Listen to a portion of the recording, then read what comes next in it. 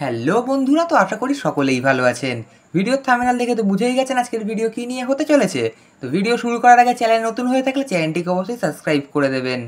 তো বর্তমান সময়ে কিন্তু অনেক রকম ডাব্লিউডাব্লিউ এর নিউজ এবং স্পয়লার পাওয়া যাচ্ছে, এবং তার মধ্যে অন্যতম একটি সেটি কিন্তু হলো ব্রক লেসনার এবং জন সিনার ম্যাচ, যেটি কিন্তু ক্লাশ ইন প্যারিসে অনুষ্ঠিত হওয়ার কথা ছিল। সেই ম্যাচটি অনুষ্ঠিত হচ্ছে না।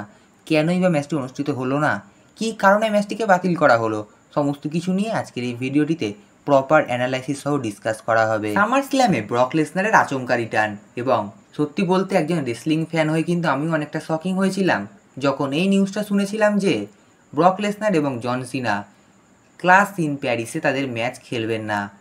অ্যাটলিস্ট এইটুখানি তো জানা যেত যে সেখানে কিন্তু কডি রোডসের টাইটেল তো ডিপেন্ড করতোই এই দুজন রেসলারের মধ্যে কারোর একজনের সাথে, কিন্তু না, সেখানে হয়নি। সেখানে কিন্তু ডাব্লিউডাব্লিউ অ্যানাউন্স করলো সেখানে জন সিনা এবং লোগান পল ম্যাচ খেলবেন একে অপরের সাথে। কিন্তু কেন?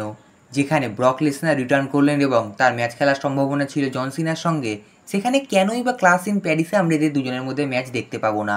এর সব থেকে মেন যে কারণটি হলো সেটি হলো ডাব্লিউডাব্লিউ এর বাজেট। আমরা সকলেই জানি যে ক্লাশ ইন প্যারিসের পরবর্তী পেপার ভিউ হচ্ছে ক্রাউন জুয়েল পেপার ভিউ, যেটি ডাব্লিউডাব্লিউ এর অন্যতম একটি বড় মাপের পেপার ভিউ। তো ডাব্লিউডাব্লিউ শুধুমাত্র জন সিনা এবং ব্রক লেসনারের ম্যাচটি ক্রাউন জুয়েলে অনুষ্ঠিত করার জন্যই ডাব্লিউডাব্লিউ এদের মধ্যে ম্যাচটিকে আমাদের সামনে আনেনি। কারণ ক্রাউন জুয়েল পেপার ভিউতে আমরা যদি জন সিনা এবং ব্রক লেসনার এবং তার সাথে যদি কডি রোডস ডাব্লিউডাব্লিউ চ্যাম্পিয়নশিপের জন্য ট্রিপল থ্রেট ম্যাচ দেখতে পেতে পারি, তাহলে কিন্তু ডাব্লিউডাব্লিউ এর বাজেট ক্লাশ ইন প্যারিসে যতটা হবে তার থেকে প্রায় দ্বিগুণ কিংবা তিনগুণও হয়ে যেতে পারে ডাব্লিউডাব্লিউ যদি এদের মধ্যে ম্যাচ ক্রাউন জুয়েলে অনুষ্ঠিত করে থাকে।